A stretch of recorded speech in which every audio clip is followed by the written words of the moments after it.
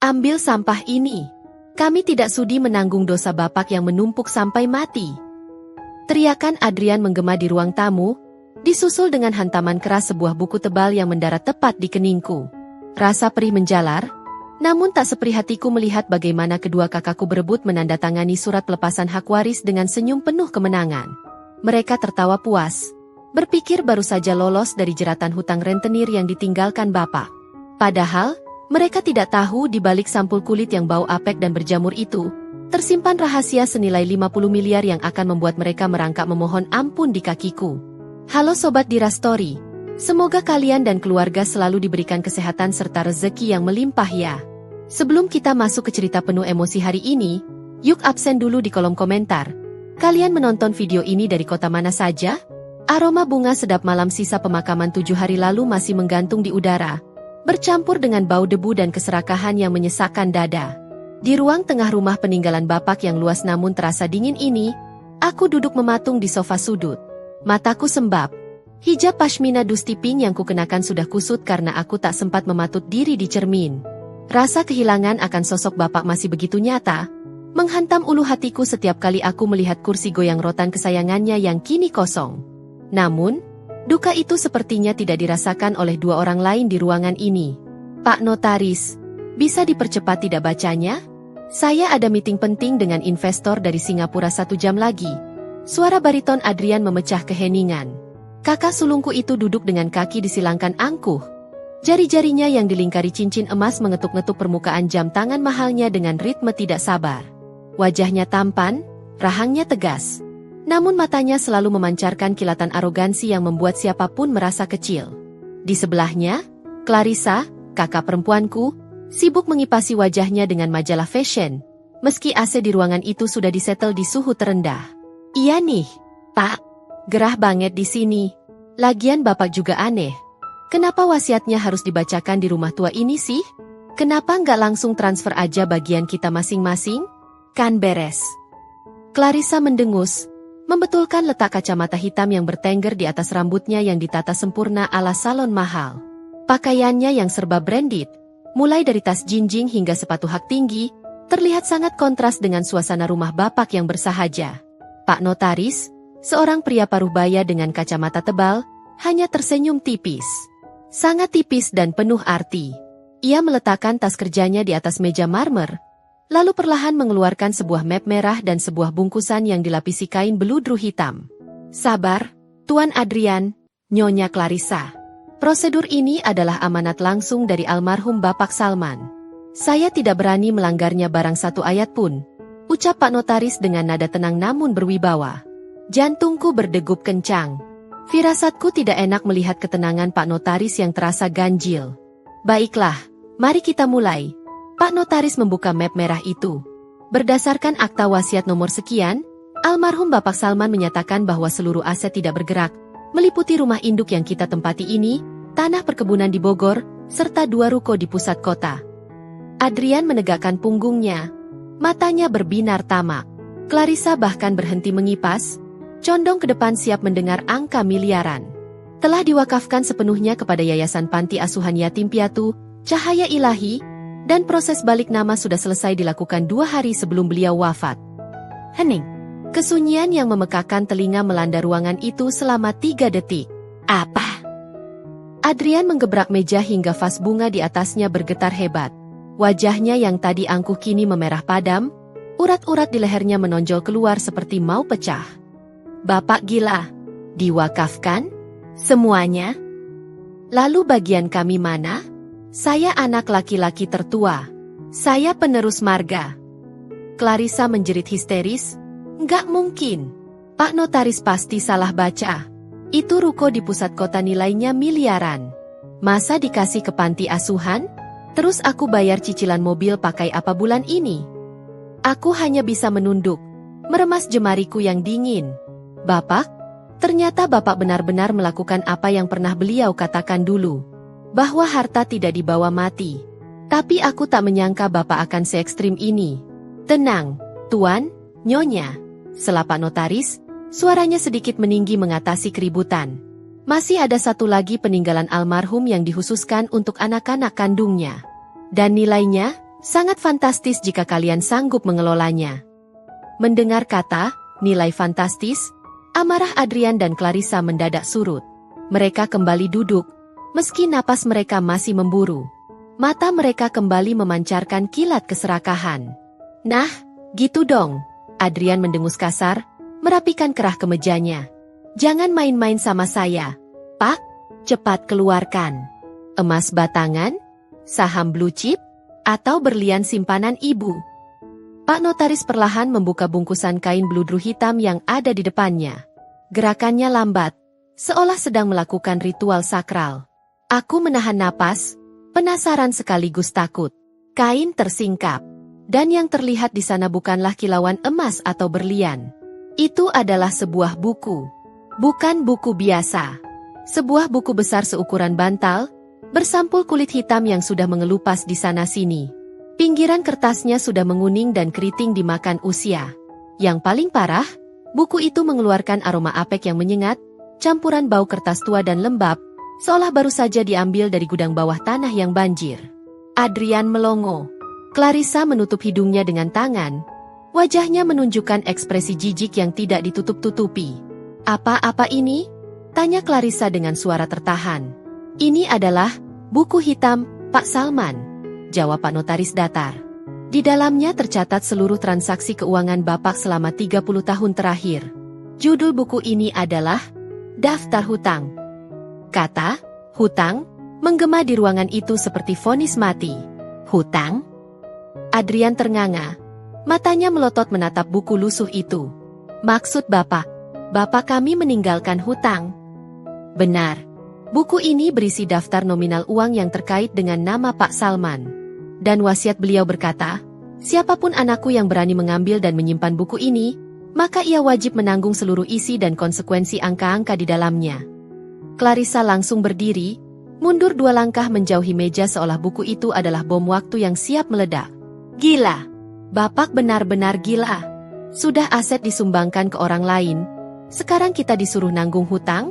Lihat tuh bukunya setebal itu. Berapa miliar isinya? Jangan-jangan Bapak punya hutang judi atau rentenir? Adrian tertawa sinis, tawa yang terdengar mengerikan. Ia menatapku tajam. Tatapan yang menusuk, seolah menyalahkan keberadaanku di sana. Humaira, panggil Adrian dingin. Kamu kan anak kesayangan Bapak. Anak yang paling alim, yang paling sering mijitin kaki Bapak, yang paling tulus. Ia menekan kata tulus dengan nada mengejek. Gimana kalau kamu aja yang ambil harta karun ini? Aku mengangkat wajahku, menatap Adrian dengan mata berkaca-kaca. Mas Adrian, jangan bicara seperti itu tentang Bapak. Bapak orang baik, gak mungkin Bapak. Cukup, bentak Adrian. Tangannya dengan kasar menyambar buku tebal yang berdebu itu dari meja. Debu beterbangan membuat Clarissa terbatuk-batuk. Adrian menimbang buku itu di tangannya, merasakan beratnya beban masa lalu yang tersimpan di sana. Kami tidak sudi miskin karena kegilaan orang tua yang sudah mati, desis Adrian. Dengan gerakan cepat dan penuh emosi, Adrian mengayunkan tangannya. Buku tebal dan keras itu melayang di udara, dan sebelum aku sempat menghindar. Buku itu menghantam keningku dengan keras. Sudutnya yang tajam menggores pelipisku. Rasa pening seketika menyerang kepala. Pandanganku berkunang-kunang. Buku itu jatuh ke pangkuanku, berat dan berbau apek. Ambil tuh warisanmu. Adrian menunjuk wajahku dengan telunjuk gemetar karena marah. Urus semua hutang-hutang itu. Jual ginjalmu kalau perlu. Kami berdua akan tanda tangan surat pelepasan hak waris sekarang juga. Jangan pernah cari kami untuk minta bantuan sepeser pun saat debt collector datang menyeretmu. Rasa denyut di pelipis kiri terasa semakin kencang. Seirama dengan detak jantungku yang memburu, namun aku tak berani menyekanya. Buku tebal bersampul kulit hitam itu kini diam di pangkuanku. Terasa berat seolah aku sedang memangku batu nisan. Debu halus yang tadi beterbangan akibat lemparan Adrian kini perlahan turun, menempel di hijab dusti pinkku, menciptakan noda abu-abu yang kontras. Di hadapanku, Pak Notaris buru-buru membetulkan letak kacamatanya. Wajahnya tampak tegang melihat kekerasan yang baru saja terjadi, namun ia segera kembali ke mode profesionalnya yang dingin. Harap tenang, Tuan Adrian. Suara Pak Notaris memecah keheningan yang mencekam itu. Tangannya dengan sigap mengeluarkan sebuah map baru berwarna biru tua dari dalam tas kulitnya. Bunyi kertas yang ditarik keluar terdengar begitu nyaring di ruangan yang sunyi itu. Srek-srek. Jika Tuan dan Nyonya memang menolak warisan buku ini, hukum perdata mewajibkan adanya hitam di atas putih. Ini adalah akta pelepasan hak waris mutlak. Mata Adrian berbinar seketika, seolah baru saja melihat oase di tengah gurun. Kemarahannya lenyap, digantikan oleh antusiasme yang menjijikkan. Nah, itu yang saya tunggu dari tadi. Mana penanya? Adrian menyambar pena emas yang disodorkan Pak Notaris. Tanpa membaca satupun klausul yang tertera di kertas bermaterai itu, ia langsung membubuhkan tanda tangannya dengan gerakan cepat dan kasar. Sret! Goresan tintanya menekan kertas begitu dalam, menyimbolkan betapa ia ingin segera lepas dari beban ini. Selesai! Seru Adrian lega, lalu ia melempar pena itu ke arah Clarissa. Giliranmu! Cepat, sebelum debt collector beneran datang gedor pintu. Clarissa mendengus, memungut pena itu dengan dua jari seolah jijik menyentuh barang bekas pakai kakaknya. Ia membungkuk sedikit, aroma parfum mahalnya yang menyengat, campuran vanila dan musk, langsung menyeruak memenuhi udara apek ruang tamu, membuatku sedikit mual. Ingat ya, Pak Notaris, ucap Clarissa sambil menekan ujung pena ke kertas, matanya melirik tajam ke arahku. Begitu aku tanda tangan ini, 1 rupiah pun hutang Bapak nggak ada hubungannya sama aset-aset pribadiku. Kalau besok lusa ada preman nagih, jangan bawa-bawa namaku. Biar si anak suci ini yang hadapi. Tentu, Nyonya, jawab Pak Notaris datar. Konsekuensinya mengikat secara hukum. Setelah tanda tangan ini basah, Tuan dan Nyonya dianggap tidak pernah memiliki hubungan waris terhadap objek buku tersebut. Kalian tidak berhak menanggung hutangnya, namun juga haram menyentuh sepeser pun keuntungan yang mungkin timbul darinya di kemudian hari. Keuntungan? Adrian tertawa terbahak-bahak. Suaranya menggema memantul di dinding-dinding kosong rumah tua itu.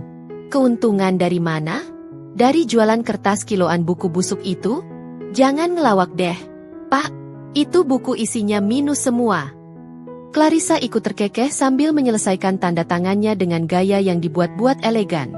Ia lalu menegakkan tubuh, merapikan blazer mahalnya, dan berjalan mendekatiku. Sepatu hak tingginya berbunyi tak di atas lantai ubin yang dingin, terdengar seperti hitungan mundur bagiku. Ia berhenti tepat di depan lututku. Aku masih menunduk, menatap sampul buku yang kusam itu, tak berani menatap wajah kakakku sendiri. Selamat ya, Dek, bisik Clarissa, nadanya penuh bisa. Ia menepuk pundakku pelan, tapi rasanya seperti ejekan. Kamu kan selalu ingin jadi pahlawan keluarga? Nah, sekarang saatnya. Nikmati masa mudamu dikejar-kejar rentenir. Jangan harap aku atau Mas Adrian bakal bantu kamu walau cuma 1000 perak. Kami nggak mau ketularan sial. Air mataku akhirnya menetes, jatuh tepat di atas kulit sampul buku yang retak-retak itu. Aku tidak menangis karena takut miskin. Aku menangis karena sadar. Darah dagingku sendiri tega membuangku seperti sampah hanya karena takut pada bayangan kesusahan. Sudah, ayo pergi. Ajak Adrian tidak sabar, sudah berdiri di ambang pintu sambil memutar-mutar kunci mobil sportnya. Udara di sini bikin sesak napas. Bau kemiskinan. Clarissa melengos pergi tanpa menoleh lagi. Pintu depan dibanting keras. Blam. Getarannya merambat hingga ke sofa tempatku duduk. Beberapa detik kemudian, terdengar deru mesin mobil yang meraung kasar menjauh dari pekarangan, meninggalkan keheningan yang menyakitkan. Kini, hanya tinggal aku dan Pak Notaris di ruangan besar itu. Cahaya matahari sore yang masuk lewat celah gorden mulai meredup, membuat bayangan di ruangan itu semakin panjang dan suram. Pak Notaris perlahan membereskan berkas-berkas milik Adrian dan Clarissa, memasukkannya ke dalam tas. Lalu, tatapannya beralih padaku. Tatapan yang berbeda. Tidak ada lagi sorot mata formal dan kaku seperti tadi. Kini, matanya memancarkan sesuatu yang sulit kujelaskan rasa iba, bercampur dengan hormat yang mendalam. Nona Humaira, panggilnya lembut. Aku menyeka air mata dengan ujung lengan bajuku, mencoba menegakkan kepala meski leherku terasa kaku. Ya, Pak, suaraku parau. Nona belum terlambat untuk menolak, ucap Pak Notaris pelan namun tegas. Hukum masih memberi jeda waktu sebelum Nona resmi menerima perwalian buku ini. Nona masih muda. Masa depan Nona masih panjang. Jika Nona menerima buku ini, Nona resmi menjadi pemilik tunggal segala isinya. Hitam atau putih, surga atau neraka. Aku menatap buku di pangkuanku. Buku yang dibenci kakak-kakakku. Buku yang disebut sebagai aib. Tapi ini adalah peninggalan Bapak. Bapak yang selalu mengajarkanku untuk jujur. Bapak yang selalu menyisihkan uang belanja untuk kotak amal masjid meski kami sedang pas-pasan. Mana mungkin Bapak mewariskan kejahatan? Tanganku yang gemetar perlahan meraba tekstur kasar sampul buku itu. Dingin dan berdebu. Namun anehnya, saat telapak tanganku menyentuh permukaannya, ada rasa hangat yang menjalar. Seperti ada sisa energi Bapak di sana. Saya terima, Pak. Jawabku lirih, tapi mantap. Nona yakin? Desak Pak Notaris lagi. Kali ini tubuhnya condong ke depan, menatapku lekat-lekat. Saya yakin. Kalau ini hutang, saya akan bekerja seumur hidup untuk melunasinya. Saya tidak akan membiarkan nama Bapak kotor di akhirat. Pak Notaris menghela napas panjang, lalu tersenyum. Senyum yang tulus dan misterius. Ia menyodorkan sebuah dokumen terakhir kepadaku.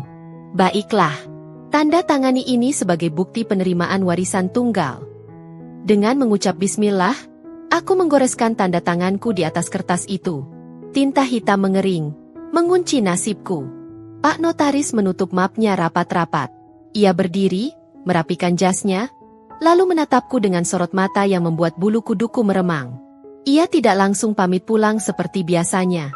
Ia justru berjalan mendekat ke arahku, lalu menunjuk buku tebal di pangkuanku dengan dagunya. Kalau begitu, tugas saya selesai secara hukum. Tapi tugas Nona baru saja dimulai. Ucapnya dengan suara rendah, hampir berbisik. Saran saya, Nona, segera kunci pintu rumah ini rapat-rapat. Matikan ponsel Nona. Dan bukalah buku itu sekarang juga. Kenapa, Pak? Tanyaku bingung, merasakan firasat aneh yang tiba-tiba menyergap. Pak Notaris menatap lurus ke mataku, ekspresinya serius dan tidak main-main. Karena begitu Nona membuka halaman pertamanya, Nona akan menyadari bahwa hidup Nona yang Nona kenal selama 26 tahun ini, akan berakhir malam ini juga. Suara kunci pintu kamar kos yang berkarat terdengar nyaring saat kuputar 2 kali, klik-klik. Sesuai peringatan Pak Notaris tadi, aku mengunci diriku rapat-rapat di dalam kamar petak berukuran 3x4 meter ini. Di luar, hujan mulai turun dengan deras, menghantam atap seng kos-kosan dengan suara berisik yang memekakan telinga, seolah alam sedang bersiap menyambut badai yang akan menghantam hidupku. Aku meletakkan buku tebal bersampul kulit hitam itu di atas meja belajar plastikku yang sudah reyot. Di bawah cahaya lampu neon 15 watt yang remang-remang dan kadang berkedip, buku itu terlihat semakin menyeramkan. Kulit sampulnya yang mengelupas tampak seperti kulit binatang buas yang siap menerkam.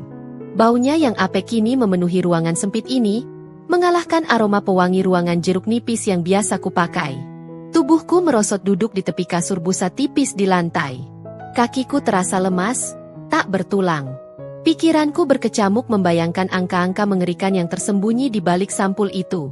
Berapa hutang Bapak? 100 juta? 500 juta?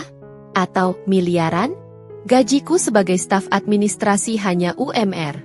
Jika aku harus mencicil hutang miliaran, mungkin sampai 7 turunan pun tidak akan lunas.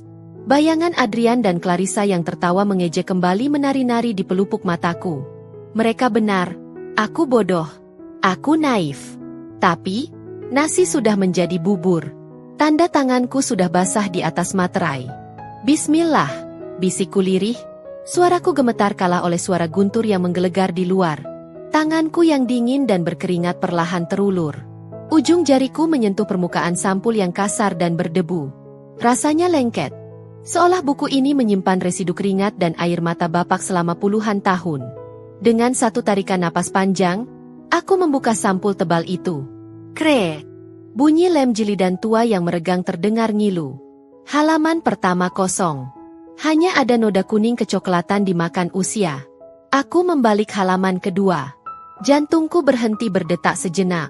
Di sana, dengan tulisan tegak bersambung khas Bapak yang sangat rapi menggunakan tinta hitam pekat, tertulis sebuah judul besar di tengah halaman.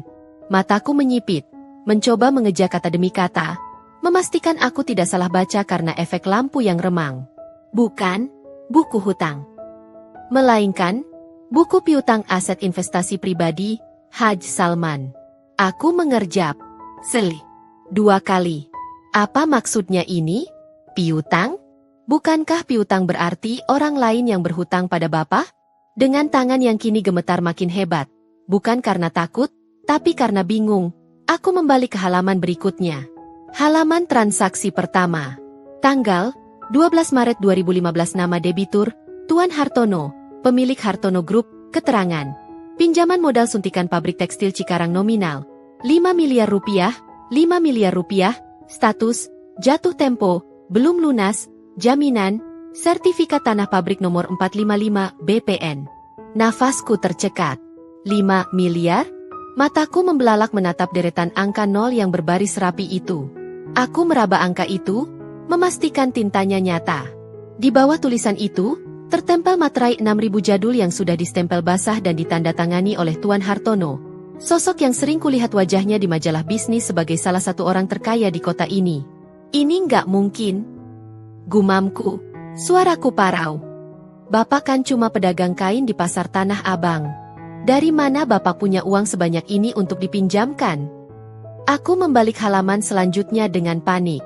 Lembar demi lembar tersingkap, menyajikan fakta yang semakin gila. Halaman 15, nama debitur, Ibu Melati, CEO Melati Properti. Keterangan, investasi lahan apartemen Jakarta Selatan nominal 10 miliar rupiah. 10 miliar rupiah. Halaman 23. Nama debitur, Bapak Rusdi, anggota Dewan.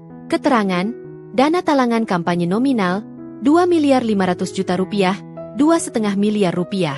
Kepalaku pening.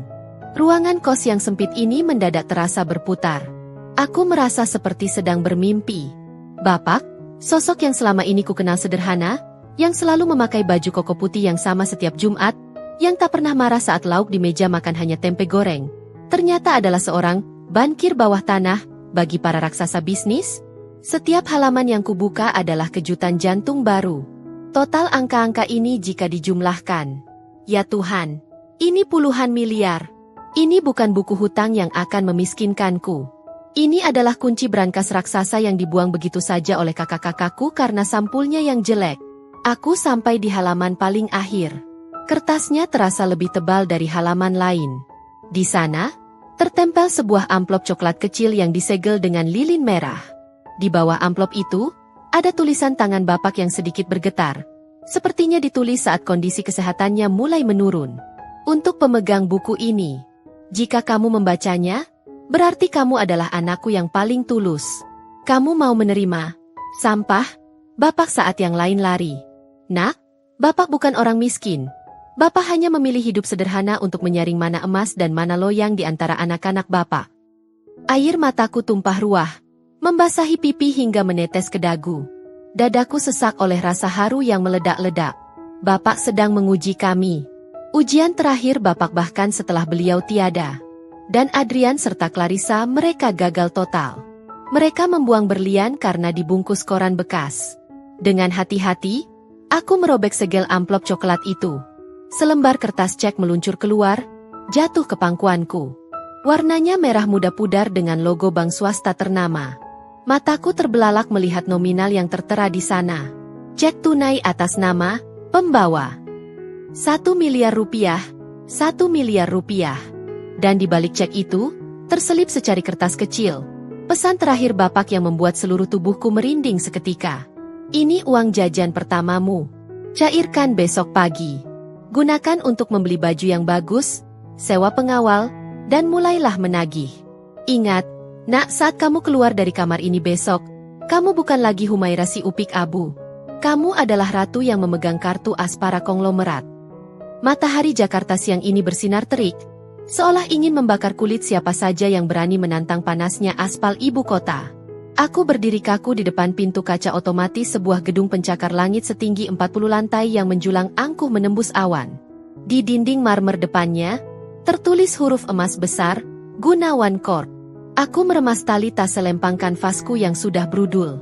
Di dalamnya, buku hitam, peninggalan Bapak terbungkus rapat dengan kain batik, berdenyut seolah memiliki jantungnya sendiri. Hari ini, aku belum sempat mencairkan cek 1 miliar itu. Ban masih antre panjang tadi pagi, dan rasa penasaranku untuk membuktikan kebenaran isi buku ini jauh lebih besar daripada keinginan untuk berbelanja.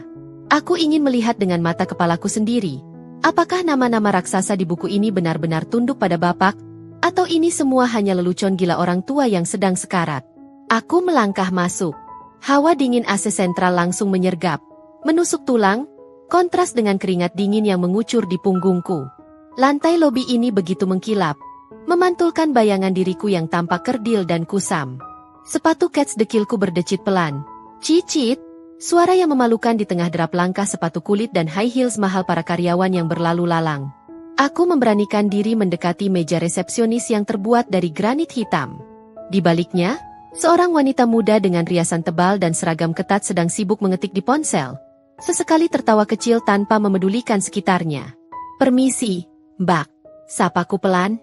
Wanita itu tidak menoleh. Jari-jarinya yang berkuteks merah darah masih menari di layar ponsel. "Permisi." Suaraku sedikit kunicikan. Ia akhirnya mendongak. Matanya memindai penampilanku dari ujung kepala hingga ujung kaki dengan tatapan merendahkan yang sangat familiar. Tatapan yang sama seperti yang sering diberikan Clarissa padaku. "Pengantar paket lewat loading do belakangnya. Mbak, jangan lewat lobi utama, bikin kotor lantai," ucapnya ketus, lalu kembali menunduk ke ponselnya. Darahku mendesir naik ke kepala. "Saya bukan kurir paket. Saya ingin bertemu Pak Gunawan. Bapak Gunawan Susanto, CEO perusahaan ini." Wanita itu tertawa, tawa yang kering dan menghina. Ia meletakkan ponselnya dengan kasar. "Mbak, dengar ya. Pak Gunawan itu jadwalnya padat sampai tahun depan. Kalau mau minta sumbangan masjid atau proposal 17-an, titip aja di pos satpam depan. Nggak usah gaya-gayaan mau ketemu CEO. Saya datang bukan untuk minta sumbangan. Saya datang untuk menagih janji," jawabku tegas, meski lututku gemetar.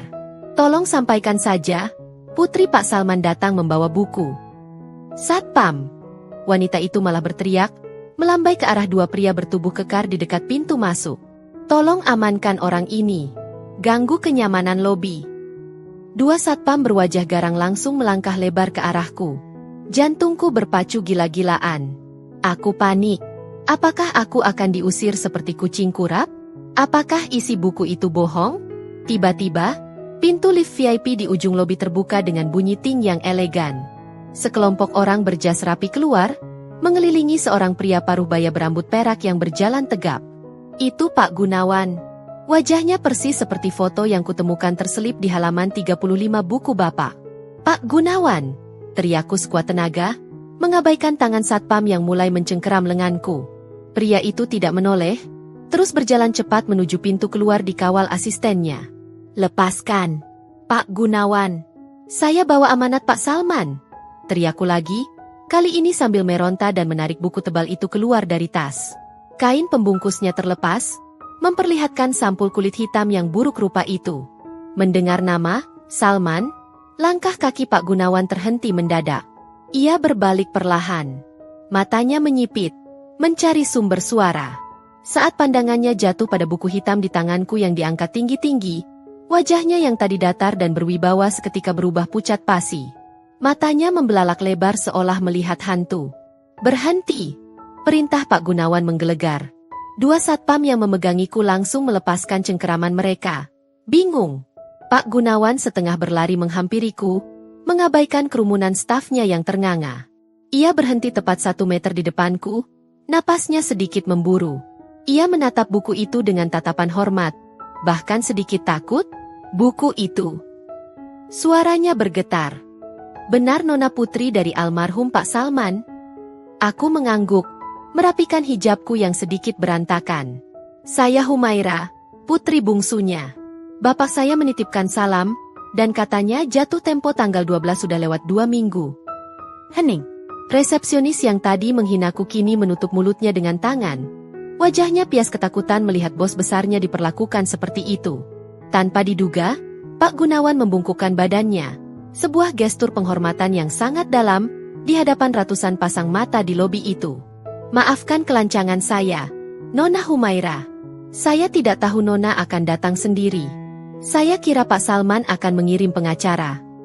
Ia menegakkan tubuh, lalu menatap asisten pribadinya dengan tajam. Siapkan ruang rapat VVIP sekarang. Batalkan meeting dengan Jepang.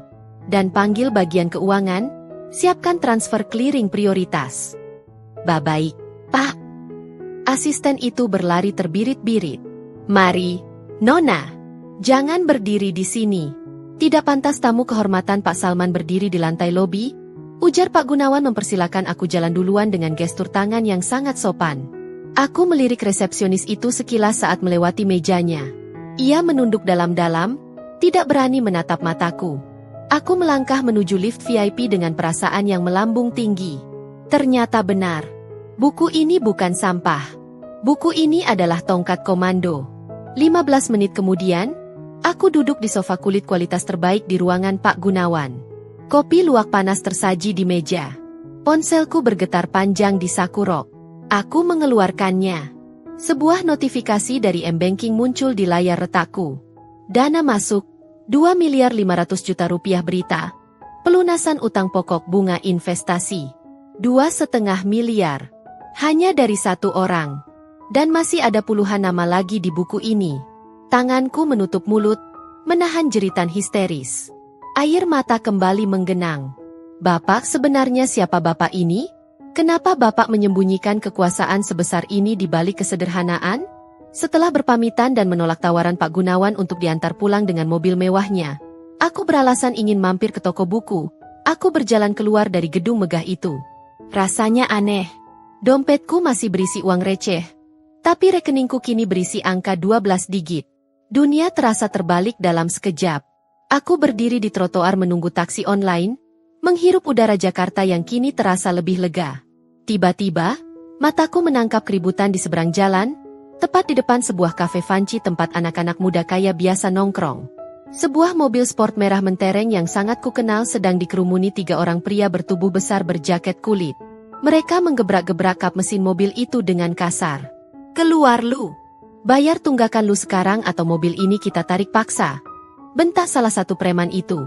Pintu mobil terbuka sedikit. Adrian, kakakku yang sombong itu, keluar dengan wajah memerah ketakutan. Kemeja brandednya kusut. Ia mencoba bernegosiasi, tangannya terangkat memohon. Bang, tolong bang kasih waktu seminggu lagi. Warisan bapak saya belum cair, ada masalah administrasi. Alah, banyak bacot. Mana kuncinya?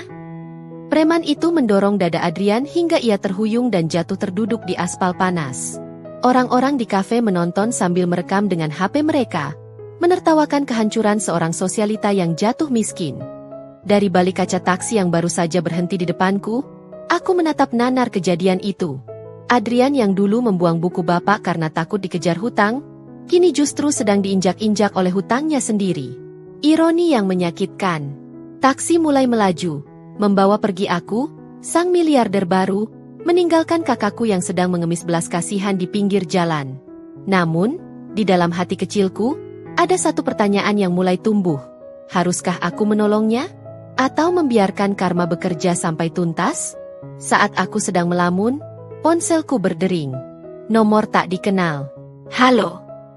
Suara di seberang sana terdengar berat dan serak, membuat bulu kuduku berdiri. Nona Humaira? Hati-hati. Ada mata-mata yang melihatmu keluar dari gedung Gunawan. Kakak-kakakmu mulai mencium bau uang. Panggilan misterius itu terputus begitu saja, meninggalkan bunyi tut-tut yang berirama konstan di telingaku, seolah menghitung mundur bom waktu yang tak terlihat. Aku menatap layar ponsel dengan jantung berdegup kencang, menoleh ke kiri dan kanan jalanan Jakarta yang padat. Siapa yang mengamatiku? Apakah orang suruhan Adrian? Atau musuh bisnis bapak di masa lalu? Peringatan itu justru menjadi bensin yang membakar keraguanku hingga menjadi abu. Jika mereka ingin bermain kasar, maka aku harus membangun benteng. Aku tidak boleh lagi menjadi Humaira yang naif, yang bisa dilempar buku dan dihina seenaknya. 3 minggu berlalu seperti kedipan mata. Namun rasanya seperti aku telah hidup di dunia yang berbeda selama 1 dekade. Siang ini, aroma cat tembok baru dan lilin aromaterapi lavender menyambutku saat aku melangkah masuk ke dalam sebuah bangunan bergaya kolonial di kawasan Menteng.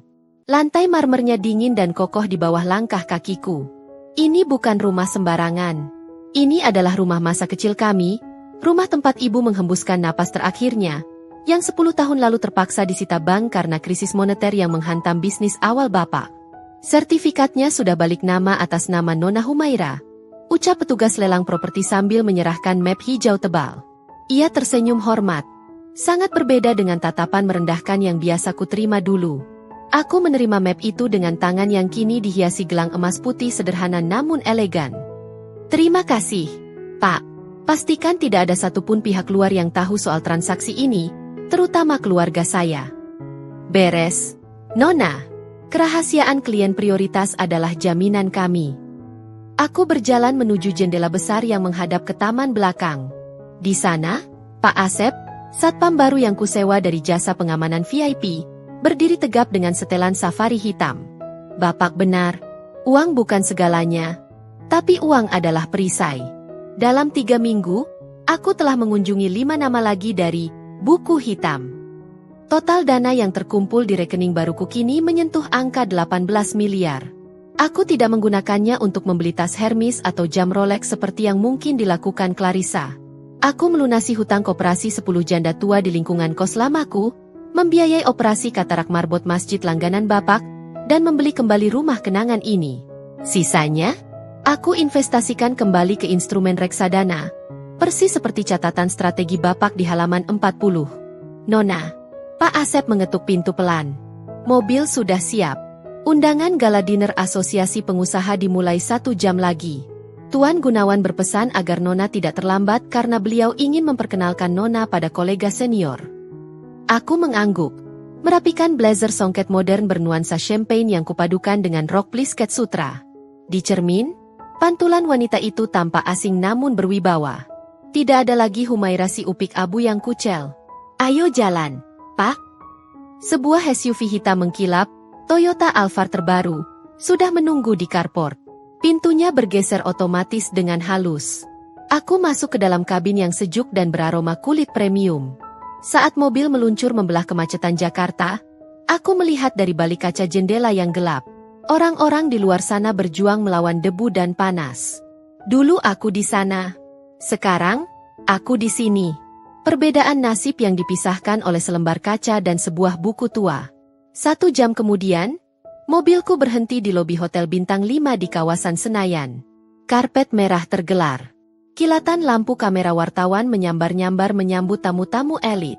Valet membukakan pintu. Aku turun dengan anggun. Suara riuh rendah percakapan dan denting gelas kristal menyambutku di ballroom yang megah. Lampu gantung kristal raksasa memancarkan cahaya keemasan.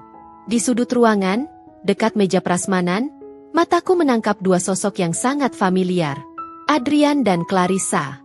Tapi mereka tidak terlihat seperti raja dan ratu, pesta seperti biasanya.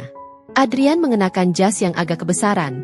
Sepertinya jas sewaan atau jas lama yang sudah tidak pas karena ia makin kurus akibat stres.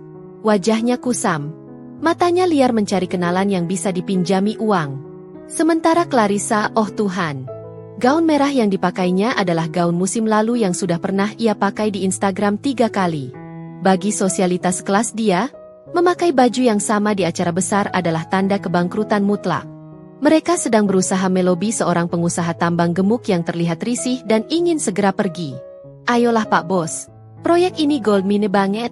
Saya cuma butuh suntikan modal 500 juta aja. Terdengar suara Adrian setengah memohon, setengah memaksa. Maaf Mas Adrian, saya dengar track record kredit Mas lagi macet ya? Wah, saya nggak berani ambil risiko. Tolak pengusaha itu lalu buru-buru kabur. Clarissa mendengus kesal, menyambar gelas wine gratisan dari nampan pelayan dengan kasar sampai isinya sedikit tumpah. Sialan. Giliran bapak masih hidup aja semua jilat kaki kita. Sekarang kita kayak pengemis. Aku menarik napas panjang, lalu melangkah masuk ke tengah ruangan. Tuan Gunawan yang sedang berbincang dengan sekelompok direktur bank langsung melihatku. Wajahnya cerah seketika. Ah, ini dia bintang tamu kita. Seru Tuan Gunawan lantang, membuat separuh ruangan menoleh. Perkenalkan, ini Nona Humaira. Putri mendiang sahabat saya, Pak Salman, sekaligus pemegang saham baru di konsorsium properti kami. Semua mata tertuju padaku. Tepuk tangan sopan terdengar. Aku tersenyum tipis, mengangguk hormat. Di sudut sana, gelas wine di tangan Clarissa terjatuh. Prang! Bunyi pecahan kaca itu menghentikan tepuk tangan. Adrian dan Clarissa menatapku dengan mulut ternganga, seolah melihat hantu bangkit dari kubur. Mata mereka memindai penampilanku dari atas ke bawah. Tas kulit asli di tanganku, sepatu desainer yang kukenakan, dan aura tenang yang memancar dariku. Aku berjalan pelan melewati kerumunan yang menyisih memberiku jalan, menuju meja Tuan Gunawan. Namun, sebuah tangan dingin dan berkeringat mencengkeram lengan atasku dengan kasar saat aku melewati pilar besar. Adrian menarikku ke balik pilar, jauh dari pandangan tamu VIP. Clarissa mengikutinya dengan wajah merah pada menahan amarah. "Lepaskan, Mas." "Sakit?" ucapku tenang, tidak ada nada takut sedikit pun. "Dari mana?" desis Adrian, suaranya bergetar penuh emosi. Ia menunjuk pakaianku, tasku, lalu wajahku. "Dari mana kamu dapat uang buat dandan kayak lonte kelas atas begini?" "Hah? Kamu jual rumah bapak? Kamu gadai sertifikat tanah wakaf?" Clarissa maju selangkah, matanya berkilat penuh kedengkian. "Jangan-jangan kamu jadi simpanan si Gunawan tua itu ya? Ngaku lo. Dasar munafik." Di depan sok alim pakai hijab, di belakang ternyata jual diri demi gaya hidup. Aku menatap mereka berdua. Dulu, kata-kata seperti itu akan membuatku menangis dan lari ke kamar mandi. Tapi malam ini, kata-kata itu hanya terdengar seperti gonggongan anjing kecil yang tak berdaya. Aku menepis tangan Adrian dengan satu hentakan kuat. "Jaga mulut kalian." Suaraku rendah namun menusuk, membuat Adrian terperanjat mundur selangkah. "Aku mendapatkan semua ini dari apa yang kalian buang ke tempat sampah. Ingat buku yang Mas lempar ke kepalaku? Ingat surat pelepasan hak waris yang Bak tanda tangani?" sambil ketawa. Wajah Adrian memucat seketika. Buku itu bukan hutang," bisikku tepat di depan wajah mereka, menikmati setiap detik perubahan ekspresi mereka dari marah menjadi syok. "Itu adalah aset. Dan nilainya cukup untuk membeli harga diri kalian berdua 100 kali lipat." Clarissa menjerit tertahan, tangannya menutup mulut. "Bohong! Kamu pasti bohong. Silakan cek sendiri," tantangku. "Tapi sayang, secara hukum kalian hanyalah orang asing yang tidak punya hak sepeser pun." Aku berbalik hendak meninggalkan mereka. Namun, Clarissa yang sudah gelap mata karena cemburu dan serakah tiba-tiba menarik ujung jilbabku dengan kasar, membuat kepalaku tersentak ke belakang. "Hai hamaling, balikin duit kita!" teriak Clarissa histeris di tengah pesta yang hening. Seluruh ruangan seketika senyap. Tuan Gunawan dan para tamu menoleh kaget. Pak Asep dan dua pengawal lainnya langsung berlari menembus kerumunan. Clarissa masih mencengkeram kain jilbabku, napasnya memburu, matanya nyalang seperti orang gila. "Semua orang harus tahu, perempuan ini mencuri warisan kami. Dia penipu," teriaknya lagi, menunjuk wajahku di hadapan ratusan elit Jakarta. Cengkeraman Clarissa pada kain hijabku terasa kasar dan menyakitkan, menarik kepalaku hingga sedikit mendongak. Di sekeliling kami, ratusan pasang mata menatap dengan campuran rasa kaget dan jijik. Musik orkestra yang tadinya mengalun lembut kini berhenti mendadak, menyisakan keheningan yang mencekam di seluruh ballroom. Hanya napas Clarissa yang memburu dan gema teriakannya yang masih memantul di dinding-dinding mewah hotel bintang 5 ini. "Lepaskan," ucapku tenang, namun dengan penekanan yang tak bisa dibantah. Aku tidak meronta seperti orang panik. Aku hanya menatap manik mata Clarissa yang nyalang dengan sorot dingin sedingin es. "Nggak mau. Kamu harus ngaku depan semua orang." Clarissa makin histeris. Air ludahnya muncrat saat berteriak. "Dia ini maling. Dia adik durhaka yang menipu kakaknya sendiri demi harta warisan. Jangan percaya sama tampang polosnya." Sebelum Adrian sempat maju untuk membantu saudarinya, dua lengan kekar berseragam safari hitam sudah lebih dulu bertindak. Pak Asep dan rekannya mencengkeram pergelangan tangan Clarissa, memaksanya melepaskan hijabku dengan satu sentakan taktis yang profesional. "Au! Sakit, bego. Lepasin gue. Gue ini anak orang kaya," jerit Clarissa saat tangannya dipuntir ke belakang punggung. Tuan Gunawan melangkah maju, wajahnya merah pada menahan amarah. Bukan marah padaku, tapi pada kekacauan yang merusak pesta berkelasnya. "Siapa yang mengizinkan orang-orang tidak beretika ini masuk?" Suara Tuan Gunawan menggelegar, membuat Adrian yang tadinya hendak membela diri langsung menciut. Seret mereka keluar. Dan pastikan nama mereka masuk daftar hitam di seluruh properti milik Gunawan Group. Tapi Pak Gunawan, Anda salah paham. Perempuan ini. Adrian mencoba berdalih, menunjuk ke arahku dengan jari gemetar. Cukup, potong Tuan Gunawan tajam. Nona Humaira adalah tamu kehormatan saya. Menghina dia berarti menghina saya. Bawa mereka pergi sekarang. Pak Asep dan 3 security hotel menyeret Adrian dan Clarissa seperti menyeret karung beras. Mereka meronta-ronta, sumpah serapah kotor terus meluncur dari mulut Clarissa, merusak citra sosialita yang selama ini mati-matian ia bangun. Aku merapikan letak hijabku dengan gerakan anggun, lalu menatap mereka yang sedang diseret menjauh. Saat tatapan kami bertemu untuk terakhir kalinya sebelum mereka ditendang keluar pintu utama, aku menyunggingkan senyum tipis. Senyum kemenangan yang kuharap akan menghantui tidur mereka malam ini. 1 jam kemudian, di dalam mobil sedan tua sewaan yang AC-nya mati. Arg! Adrian memukul setir kemudi sekuat tenaga hingga klakson berbunyi panjang. Tin! Membuat kaget kucing jalanan yang sedang tidur di trotoar.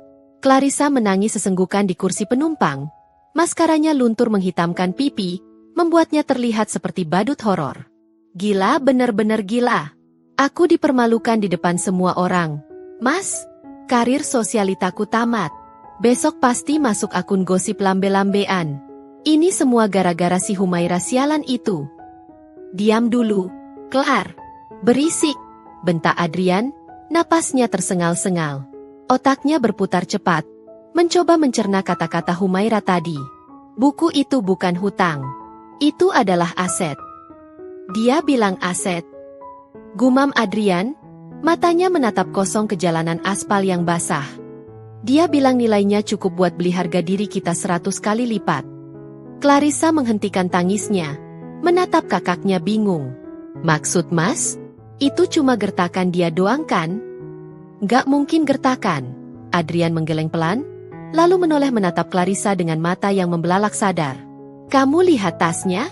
Itu Hermes Birkin asli, Clar. Harganya ratusan juta. Kamu lihat sepatunya? Manolo Blahnik. Dan dia datang dijemput Alphard terbaru plus bodyguard. Dari mana dia dapat uang sebanyak itu dalam 3 minggu kalau bukan dari buku busuk itu? Hening sejenak di dalam mobil yang pengap itu. Realita pahit mulai merasuk ke dalam kesadaran mereka. Jadi, suara Clarissa bergetar, buku yang kita lempar ke muka dia itu isinya duit. Bukan cuma duit. Desis Adrian, rahangnya mengeras. Itu pasti kunci brankas Bapak. Kita ditipu mentah-mentah. Bapak menjebak kita biar kita buang buku itu. Terus si, anak emas, itu yang nikmatin hasilnya. Kita harus rebut balik, seru Clarissa spontan, kukunya menancap di jok mobil. Gimana caranya? Rumah barunya dijaga ketat kayak benteng. Kita nggak bisa masuk. Adrian menyalakan mesin mobil dengan kasar. Kita cari bukti dulu. Kita cari tahu apa isi sebenarnya buku itu. Humaira pasti meninggalkan jejak. Dia nggak mungkin secerdas itu menyembunyikan semuanya. Kemana kita? Tanya Clarissa saat mobil melaju kencang membelah malam. Ke tempat asalnya. Sarang tikus tempat dia tinggal sebelum jadi sokaya. Kos-kosan kumuh di pinggiran kota itu. Pasti ada sesuatu yang tertinggal di sana. Malam semakin larut. Gerimis mulai turun lagi membasahi gang sempit yang becek dan bau got itu. Adrian dan Clarissa berjalan terseok-seok menghindari genangan air kotor. Clarissa terus mengumpat karena hak sepatunya menancap di tanah berlumpur. Sementara Adrian menyalakan senter HP-nya, mencari nomor rumah kos yang dulu pernah sekali ia datangi hanya untuk memaki Humaira. Ini dia, bisik Adrian, menunjuk sebuah pintu kayu kusam dengan cat biru yang sudah mengelupas. Kondisi kosan sepi. Ibu kos sepertinya sedang tidur atau pergi. Dengan keahlian mendobrak pintu yang pernah dipelajarinya saat mabuk-mabukan dulu, Adrian mencongkel kunci gembok sederhana itu dengan obeng yang ada di bagasi mobil. Krak! Gembok tua itu patah dengan mudah. Mereka menyelinap masuk ke dalam kamar 3x4 meter yang kini kosong melompong. Humaira sudah pindah, tapi barang-barang sampah yang tak berharga masih berserakan. Kasur busa tipis yang sudah kempes masih tergeletak di lantai. Lemari plastik reot berdiri miring di sudut. Cari! Cari apa aja yang mencurigakan. Perintah Adrian sambil mengarahkan senter ke segala arah. Clarissa dengan jijik mulai mengaduk-aduk tumpukan kertas koran bekas di sudut kamar. Ih, banyak kecoa mati. Mas, ini tempat jorok banget sih. Si Humaira betah banget hidup kayak gembel. Jangan banyak ngeluh. Fokus. Adrian membalikan kasur busa dengan kasar. Debu mengebul membuat mereka batuk-batuk. Di bawah kasur, tidak ada apa-apa. Adrian beralih ke lemari plastik. Kosong. Hanya ada gantungan baju kawat bekas. Mereka hampir menyerah. Adrian menendang tong sampah plastik kecil di dekat pintu karena frustrasi. Isinya tumpah ruah ke lantai. Bungkus mie instan, tisu bekas, dan gumpalan-gumpalan kertas yang diremas. Mata Adrian menangkap sesuatu. Sebuah kertas HVS yang diremas kuat-kuat hingga berbentuk bola kecil. Seolah sengaja dibuang karena salah cetak atau takut ketahuan. Dengan jantung berdegup kencang, Adrian memungut bola kertas itu. Ia perlahan membuka lipatannya, meratakannya di atas lantai ubin yang dingin di bawah sorotan lampu senter HP. Itu adalah hasil fotokopi. Buram, miring, dan tintanya agak luntur. Sepertinya Humaira sempat mencoba memfotokopi halaman buku itu untuk arsip tapi gagal atau hasilnya jelek, lalu membuangnya. Adrian mendekatkan wajahnya ke kertas itu. Clarissa ikut menempelkan kepalanya, matanya menyipit membaca tulisan yang tertera. Di bagian paling atas, tertulis, daftar piutang investasi. Mata Adrian melotot. Piutang. Desisnya. Bukan hutang tapi piutang. Telunjuknya turun menelusuri baris-baris angka yang tercetak di kertas itu. Nomor 1, Tuan Hartono, 5 miliar, 5 miliar. Nomor 2, Ibu Melati, 10 miliar, 10 miliar, 10 miliar. Suara Clarissa tercekat di tenggorokan. Kakinya lemas seketika hingga ia terduduk di lantai kotor. Mah, nolnya banyak banget. Itu duit semua. Darah Adrian mendidih. Wajahnya yang terkena pantulan cahaya senter terlihat mengerikan, campuran antara penyesalan yang amat sangat dan keserakahan yang membakar akal sehat. Tangannya meremas kertas itu hingga kuku-kukunya memutih. 50 miliar. Adrian berbisik. Suaranya terdengar seperti geraman binatang buas yang terluka. Total di halaman ini saja sudah 15 miliar. Kalau satu buku itu penuh. Adrian bangkit berdiri, menendang lemari plastik hingga hancur berantakan. Prah, bangsat, kita ditipu. Teriak Adrian menggema di kamar sempit itu. Bapak sialan, Humaira anjing. Itu uang kita. Itu hak kita sebagai anak tertua. Clarissa ikut bangkit. Matanya berkilat-kilat liar. Rasa jijiknya pada kamar kumuh itu hilang seketika, digantikan oleh nafsu setan. Mas, kita harus ambil buku itu. Malam ini juga. Aku nggak peduli ada satpam atau polisi. Itu duit kita. Adrian menoleh ke arah adiknya, seringai licik dan jahat perlahan terbentuk di bibirnya. Benar. Kita ambil malam ini. Aku tahu Humaira baru pindah. Sistem keamanan rumah barunya pasti belum sempurna. Adrian mengepalkan tangannya yang memegang kertas bukti itu. Kita bobol rumahnya. Kita ambil buku piutang itu. Dan kalau perlu, kita singkirkan siapa saja yang menghalangi, termasuk adikmu yang sok suci itu. Ayo, ajak Clarissa, kini sudah tidak lagi peduli dengan gaun mahalnya yang kotor. Buku itu harus jadi milik kita sebelum matahari terbit.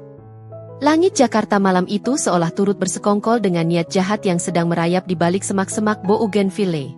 Petir menyambar gila-gilaan, membelah angkasa dengan kilatan putih menyilaukan, disusul dentuman guntur yang menggetarkan kaca-kaca jendela rumah-rumah mewah di kawasan Menteng. Hujan turun bukan lagi seperti air, tapi seperti jarum-jarum es yang menghantam bumi dengan kemarahan purba. Di balik tembok pagar tinggi rumah bergaya kolonial itu, dua sosok berpakaian serba hitam merangkak di atas rumput basah. Lumpur mengotori sepatu Adrian, namun ia tak peduli. Matanya tertuju pada satu titik, jendela samping ruang kerja yang gelap. Menurut pengamatannya selama 1 jam dari balik pohon angsana di seberang jalan, lampu di ruangan itu sudah mati sejak pukul 10 malam. Humaira dan para penjaganya pasti sudah terlelap, dibuai suara hujan yang menghipnotis. Mas, aku takut. Pak Asep kan badannya gede banget, bisik Clarissa. Suaranya gemetar menahan dingin dan ngeri. Giginya bergemeretuk. Diam. Suara hujan ini menyamarkan langkah kita. Jangan jadi pengecut sekarang, desis Adrian. Ia mengeluarkan alat pemotong kaca dari saku jaketnya, alat yang ia beli dari pasar gelap sejam yang lalu dengan sisa uang terakhir di dompetnya. Dengan tangan yang sedikit licin karena air hujan, Adrian menempelkan alat itu ke kaca jendela. Kret! Suara gesekan kaca terdengar ngilu, namun langsung tertelan oleh suara guruh yang menggelegar. Ting! Potongan kaca berbentuk lingkaran jatuh ke telapak tangan Adrian. Ia merogoh ke dalam lubang itu, memutar tuas kunci jendela. Klik! Terbuka! Masuk! Perintah Adrian sambil mendorong pinggang adiknya. Mereka berdua melompat masuk ke dalam ruangan yang gelap gulita. Aroma buku tua dan kayu jati langsung menyergap hidung mereka. Ini perpustakaan pribadi sekaligus ruang kerja Humaira. Adrian menyalakan senter kecil, mengarahkannya ke sekeliling ruangan dengan gerakan cepat dan waspada. Cahaya senter menyapu rak-rak buku yang menjulang tinggi, lukisan abstrak di dinding, dan akhirnya berhenti tepat di tengah ruangan. Di atas meja kerja mahoni yang besar dan kokoh, tersorot cahaya senter, tergeletak sebuah benda yang menjadi obsesi mereka malam ini. Buku besar bersampul kulit hitam, tebal, kusam, dan terlihat angkuh dalam kesendiriannya. Napas Adrian tercekat. Jantungnya berpacu 3 kali lebih cepat, memompa adrenalin ke seluruh tubuhnya. Itu dia. Bisiknya parau, seolah melihat tumpukan emas batangan. Clarissa memekik tertahan, matanya berbinar liar. Cepat ambil, Mas, sebelum ada yang bangun. Tanpa membuang waktu, mereka berlari kecil mendekati meja itu. Adrian menyambar buku tersebut dengan kasar. Teksturnya kasar dan dingin. Persis seperti yang ia ingat saat melemparnya ke wajah Humaira dulu. Bau apeknya pun sama. Tidak salah lagi. Ini, buku piutang, keramat itu. Dapat? Seru Adrian penuh kemenangan. Ayo kabur. Namun, saat mereka berbalik hendak keluar lewat jendela yang sama, tiba-tiba terdengar suara langkah kaki berat di lorong luar pintu. Duk duk duk. Langkah sepatu Lars militer. Sial. Penjaga. Adrian panik. Lewat pintu belakang. Cepat. Mereka berlari menabrak kursi, menjatuhkan tumpukan kertas, tidak peduli lagi dengan suara gaduh. Mereka mendobrak pintu kaca menuju taman belakang, berlari menerobos hujan badai, melompati pagar tanaman berduri yang menggores lengan dan wajah mereka. Rasa perih akibat duri tidak terasa, terkalahkan oleh euforia memegang aset 50 miliar di tangan. Mereka sampai di mobil sedan sewaan yang diparkir tersembunyi di gang buntu, 2 blok dari rumah Humaira. Begitu masuk ke dalam mobil, Adrian langsung mengunci pintu. Napas mereka berdua memburu, dada naik turun dengan cepat. Air hujan menetes deras dari rambut dan baju mereka, membasahi jok mobil. Tapi tawa mereka meledak. Tawa histeris, tawa kemenangan, tawa orang gila. Hahaha, kita berhasil, Clar. Kita berhasil. Adrian memukul setir dengan gembira, lalu mencium sampul buku apek itu berkali-kali seolah itu adalah kekasihnya. Mampus kau Humaira. Besok pagi kau bangun jadi gembel lagi. Buka, Mas. Buka sekarang. Aku mau lihat angka 50 miliarnya. Desak Clarissa, tangannya gemetar ingin menyentuh lembaran uang itu. Adrian menyalakan lampu kabin mobil. Cahaya kuning redup menerangi wajah-wajah mereka yang basah dan penuh keserakahan. Dengan tangan gemetar karena antusiasme yang memuncak, Adrian meletakkan buku itu di pangkuannya. Selamat datang kembali, hidup mewah, gumam Adrian. Perlahan, ia membuka sampul tebal itu. Halaman pertama, kosong. Halaman kedua, kosong. Kening Adrian berkerut. Senyumnya sedikit memudar. Mungkin halamannya agak ke tengah, hiburnya pada diri sendiri. Ia membuka bagian tengah buku dengan cepat. Kosong. Putih bersih. Tidak ada tulisan tangan bapak. Tidak ada daftar nama konglomerat. Tidak ada materai. Hanya kertas HVS putih polos yang biasa dijual di toko fotokopi pinggir jalan. Clarissa melotot. Bola matanya nyaris keluar. Mas kok kosong. Adrian membalik halaman demi halaman dengan panik. Makin lama makin kasar hingga beberapa kertas sobek. Seret, seret, kosong, kosong, kosong. Sampai di halaman paling akhir, barulah mereka menemukan sesuatu. Bukan cek 1 miliar. Bukan sertifikat tanah. Melainkan sebuah tulisan cetak besar dengan tinta merah menyala yang seolah menampar wajah mereka berdua sekaligus. Anda gagal. Keserakahan telah membunuh hati nurani. Buku asli tidak akan pernah jatuh ke tangan pencuri. Dunia Adrian runtuh seketika. Buku itu jatuh dari tangannya ke lantai mobil. Tubuhnya kaku, darah seolah berhenti mengalir. Palsu. Desisnya lirih. Suaranya hampa. Ini jebakan?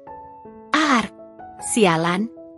Clarissa menjerit histeris, menjambak rambutnya sendiri yang basah kuyup. Humaira iblis. Dia tahu kita bakal datang. Dia sengaja naruh buku Dumi itu di sana. Sebelum Adrian sempat memproses kehancurannya, tiba-tiba sekeliling mobil mereka menjadi terang benderang. Weyu, weyu, weyu. Suara sirine yang memekakkan telinga meraung-raung dari segala arah. Lampu sorot biru dan merah berputar-putar menyilaukan mata, memantul di tetesan air hujan pada kaca mobil. 3 mobil patroli polisi dan 1 mobil SUV hitam mengepung sedan mereka, menutup semua jalan keluar. Polisi! Keluar dari mobil dan angkat tangan. Suara peringatan lewat pengeras suara terdengar tegas, mengalahkan suara guntur. Adrian membeku. Tangannya mencengkeram setir dengan putus asa. Tamat riwayatnya. Pintu belakang mobil SUV hitam di depan mereka terbuka. Sebuah payung hitam besar mengembang. Di bawah lindungan payung itu, sosok wanita berhijab pashmina krem berdiri anggun, dikawal oleh Pak Asep yang memegang payung. Itu Humaira. Wajahnya tenang, tanpa ekspresi marah. Namun tatapannya menusuk tajam menembus kaca depan mobil Adrian. Di pelukannya, ia mendekap erat sebuah buku lain. Buku yang sama persis dengan yang dicuri Adrian. Namun terlihat lebih tua, lebih lusuh, dan memancarkan aura otentik yang tak bisa dipalsukan. Humaira berjalan pelan mendekati mobil Adrian yang terkepung. Ia berhenti tepat di samping kaca pengemudi. Adrian menoleh patah-patah, menatap adiknya dengan wajah pucat pasi seperti mayat. Humaira mengetuk kaca mobil itu 2 kali dengan jari telunjuknya. Kak. Perlahan, Adrian menurunkan kaca jendela. Air hujan langsung membasahi wajahnya, menyamarkan air mata ketakutan yang mulai meleleh. Mas Adrian, Mbak Clarissa, sapa Humaira lembut, namun nadanya sedingin es batu. Ia mengangkat buku asli di tangannya, memperlihatkan sampulnya yang benar-benar tua dan retak. Kalian mencari ini? Tanya Humaira datar. Sayang sekali. Bapak pernah bilang, harta ini punya mata. Dia akan lari jika dikejar dengan nafsu, tapi akan datang jika dipanggil dengan tulus. Clarissa menangis meraung-raung di kursi sebelah. Dek, tolong dek, jangan laporin kita hilaf. Humaira menggeleng pelan. Ia mundur selangkah, memberi isyarat pada komandan polisi. Tangkap mereka, Pak. Pasal pencurian dengan pemberatan dan percobaan pembobolan rumah. Polisi bersenjata lengkap langsung menyerbu, menarik paksa pintu mobil Adrian. Tunggu! Humaira! Tunggu! Teriak Adrian saat tangannya diikat borgol besi yang dingin. Kita bisa bicara. Kita saudara. Darah lebih kental dari air. Humaira berbalik badan, punggungnya tegak membelakangi mereka. Darah memang lebih kental, Mas, jawab Humaira tanpa menoleh. Suaranya terdengar jelas di antara raungan sirine. Tapi malam ini, kalian membuktikan bahwa uang lebih kental daripada darah di mata kalian. Suara palu kayu yang diketuk 3 kali menggema keras di ruangan pengadilan yang berpendingin udara sentral super dingin itu. Tok tok tok. Bunyinya seolah membekukan sisa-sisa persaudaraan yang masih ada di antara kami. Aku duduk di kursi tergugat, mengenakan setelan blazer putih bersih yang memancarkan aura ketenangan, kontras sekali dengan detak jantungku yang sebenarnya berpacu tak karuan. Di sisi seberang, di meja penggugat, Adrian dan Clarissa duduk dengan gelisah. Wajah mereka terlihat lelah, kantung mata hitam menggantung di wajah.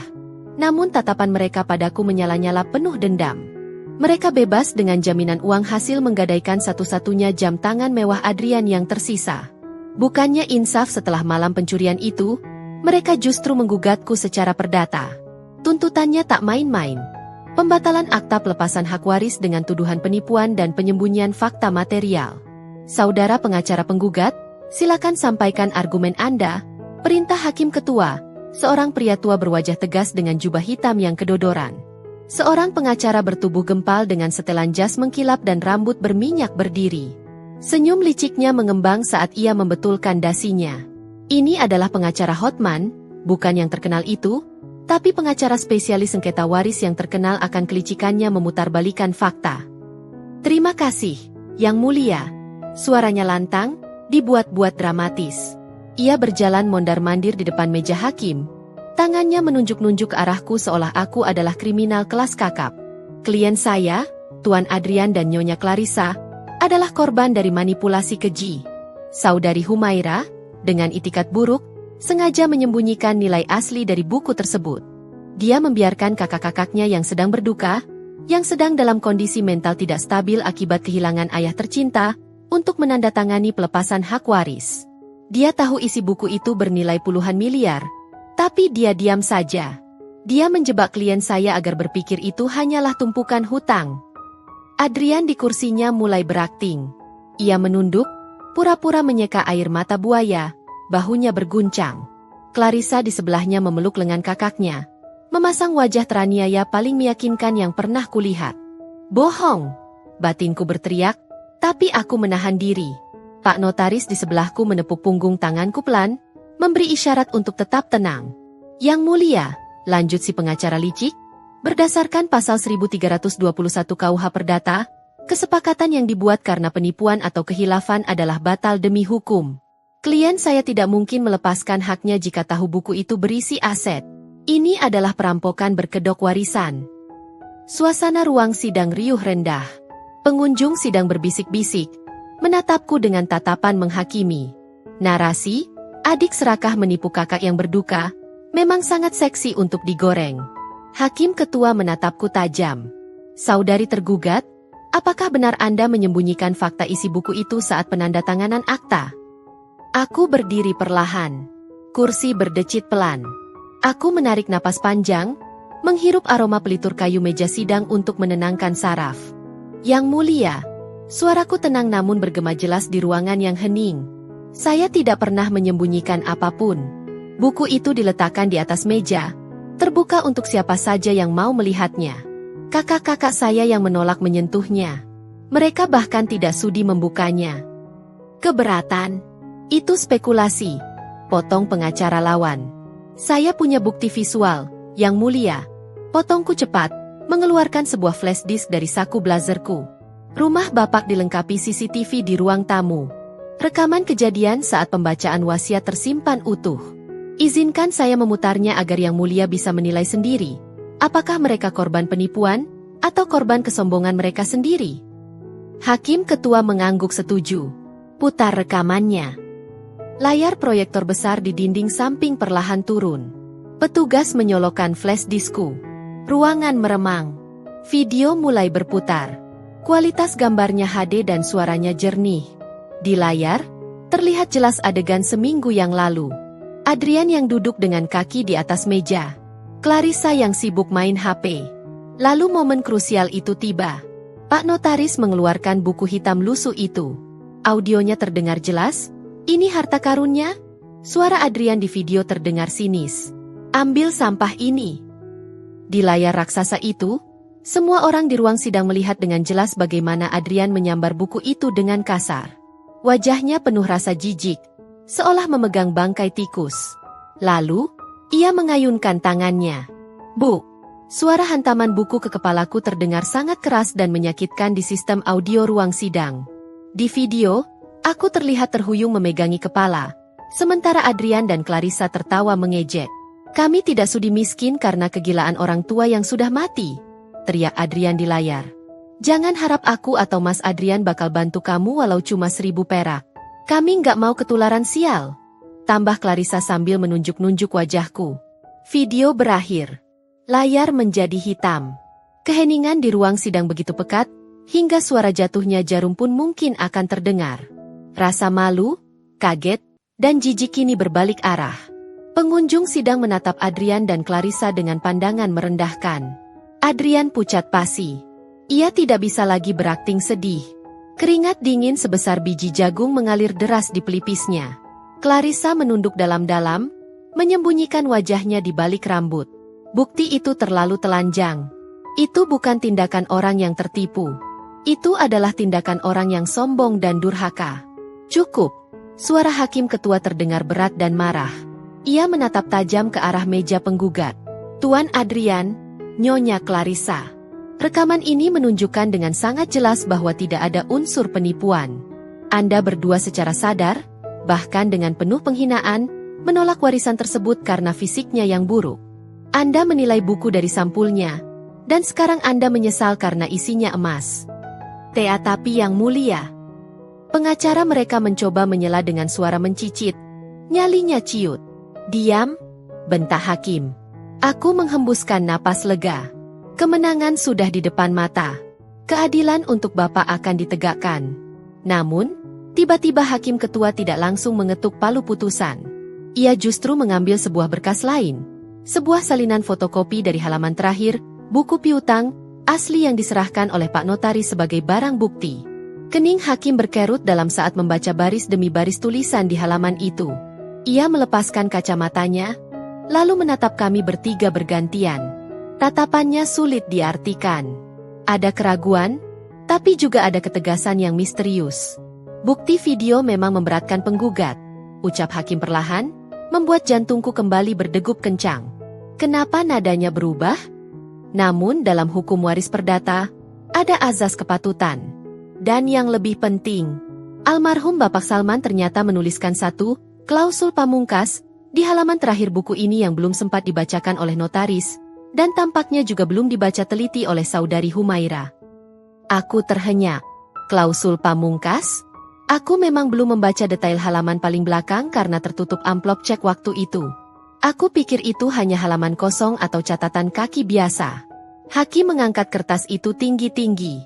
Di sini tertulis sebuah syarat mutlak yang ditulis tangan oleh pewaris. Lanjut hakim, suaranya menggema horor. Sebuah syarat yang bisa membatalkan kepemilikan saudari Humaira detik ini juga, dan bahkan menghanguskan seluruh aset yang ada. Adrian yang tadi sudah putus asa, tiba-tiba mendongak. Matanya kembali menyala dengan harapan liar. Apakah masih ada celah? Apakah dia masih bisa menang? Apa isinya? Yang mulia? Tanya Adrian tidak sabar, setengah berdiri dari kursinya. Hakim menatapku lekat-lekat, seolah menguji mentalku. Klausul ini berbunyi, buku ini adalah ujian hati. Jika terjadi sengketa di antara darah dagingku memperebutkan buku ini hingga ke meja hijau, maka kepemilikan buku ini tidak jatuh pada siapapun, kecuali. Hakim menggantung kalimatnya, membiarkan ketegangan mencekik leher kami semua. Kecuali. Suara hakim ketua menggantung di udara, menciptakan jeda yang menyiksa. Ia menatap kami satu persatu, memastikan setiap kata yang akan diucapkannya meresap hingga ke sumsum tulang. Suasana ruang sidang yang dingin mendadak terasa panas, mencekik leher. Adrian mencondongkan tubuhnya ke depan hingga nyaris jatuh dari kursi. Matanya melotot menanti kelanjutan kalimat itu. Kecuali, sengketa ini diselesaikan secara kekeluargaan detik ini juga. Jika palu vonis saya ketuk untuk memenangkan salah satu pihak, baik penggugat maupun tergugat, maka berdasarkan wasiat mutlak almarhum Bapak Salman, seluruh piutang yang tercatat dalam buku ini dinyatakan lunas demi hukum dan sisa asetnya akan otomatis disita untuk kas negara. 2. Pernyataan itu meledak lebih dahsyat daripada petir manapun. Hakim kembali mengangkat palunya tinggi-tinggi, siap menjatuhkan vonis yang akan memusnahkan harta 50 miliar itu menjadi debu. Saya beri waktu 10 detik. Jika tidak ada kesepakatan damai atau pencabutan gugatan, saya akan mengetuk palu ini dan uang itu hilang selamanya dari tangan keluarga Salman. Set. Jangan, teriak Adrian histeris. Wajahnya yang pucat kini berubah menjadi topeng ketakutan murni. Ia tidak peduli lagi pada harga diri. 2. Hitung hakim dengan nada datar, tidak terpengaruh teriakan Adrian. Clarissa menjerit, mencengkeram lengan pengacaranya sampai kukunya menancap. Lakukan sesuatu, goblok. Jangan sampai duitnya diambil negara. Cabut gugatannya. Cabut sekarang. Pengacara mereka gelagapan, bingung harus berbuat apa karena situasi berbalik 180 derajat dalam hitungan detik. Saya cabut gugatannya. Adrian melompat dari kursinya, berlari menerobos pembatas kayu menuju meja hakim. Ia tidak berlari ke arah hakim, melainkan menerjang ke arah meja barang bukti tempat buku piutang yang asli tergeletak tak berdaya. Kewarasan Adrian putus. Di otaknya hanya ada satu perintah primitif. Amankan uang itu. Jangan biarkan hakim mengambilnya. Itu uang saya. Itu hak saya. Raung Adrian seperti binatang buas yang terpojok. Tangannya terulur, jari-jarinya gemetar hebat ingin menyambar buku kulit hitam itu sebelum palu diketuk. Namun, sebelum ujung jarinya menyentuh sampul buku, dua petugas keamanan pengadilan yang bertubuh kekar langsung menyergapnya. Bruk! Tubuh Adrian dihantamkan ke lantai karpet hijau ruang sidang. Wajah tampannya terbenam, pipinya tergencet lantai. Napasnya menderu, bercampur dengan isak tangis keputusasaan. Lepaskan. Itu harta bapak saya. Jangan diambil negara. Saya rela nggak dapat apa-apa asal jangan negara yang ambil. Adrian meracau, air mata dan ingus bercampur menjadi satu. Ia terlihat begitu menyedihkan. Sosok kakak sulung yang dulu angkuh, yang selalu tampil necis dengan jas Itali, kini tak lebih dari seorang pecundang yang berguling-guling di lantai demi lembaran kertas. Clarissa di kursinya sudah lemas, merosot jatuh ke lantai sambil menutup wajahnya, menangis tanpa suara. Mimpinya tentang tas Hermes dan liburan ke Paris hancur lebur di depan matanya. Hakim ketua menurunkan tangannya perlahan, tidak jadi mengetuk palu vonis. Ia menatap Adrian yang sedang ditahan petugas dengan tatapan iba sekaligus miris. Tuan Adrian, ucap hakim pelan. Anda baru saja membuktikan kebenaran wasiat bapak Anda. Bahwa di mata Anda, buku ini hanyalah uang. Bukan amanah. Bukan kenangan. Suasana hening kembali menyelimuti ruangan. Hanya terdengar suara napas Adrian yang tersengal-sengal di lantai. Aku memejamkan mata sejenak, merasakan sesak di dada melihat kehancuran darah dagingku sendiri. Bapak benar, uang memang bisa mengungkap wajah asli seseorang lebih jujur daripada cermin. Aku berdiri dari kursi tergugat. Suara gesekan kakiku membuat semua mata, termasuk hakim, beralih menatapku. Dengan langkah perlahan dan tenang, aku berjalan mendekati meja barang bukti. Petugas keamanan memberi jalan, bahkan Adrian yang masih terkapar di lantai mendongak menatapku dengan mata merah bengkak. Ada sorot memohon di sana. Sorot mata seorang pengemis. Aku mengambil buku hitam tebal itu. Membelainya pelan. Buku ini, sumber malapetaka sekaligus sumber berkah.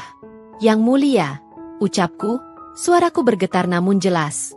Kakak saya sudah mencabut gugatannya.